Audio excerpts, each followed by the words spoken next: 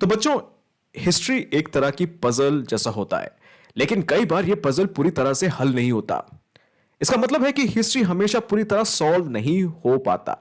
हमारे पास जो एविडेंस है वो कभी कभी अधूरा या बायस्ड होता है। इसलिए हिस्टोरियंस को बहुत सोच समझकर यह तय करना पड़ता है कि उनके पास जो एविडेंस मिला है उसका क्या मतलब है। इसलिए हिस्ट्री अलग अलग व्यू पॉइंट से बनता है। जैसे ये जो हिस्टोरियन है वो इस पजल को इस तरीके से सॉल्व करना पसंद करता है, पर जो दूसरा हिस्टोरियन है वो सेम पजल को इस तरह से सॉल्व कर रहा है। यानी पास्ट का सिर्फ एक ही वर्जन नहीं होता।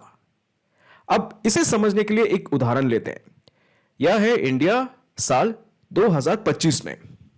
अब जरा पीछे चलते हैं। इंडिया यह है 1857 में, राइट?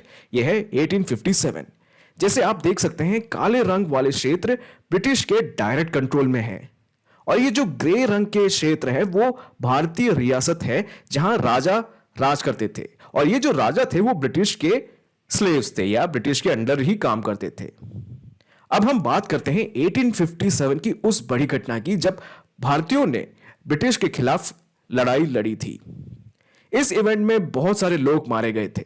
अब ब्रिटिशर्स ने इसे कहा sepoy mutiny, right? British historians ने इसको सिपॉय म्यूटिनी कहा। क्यों?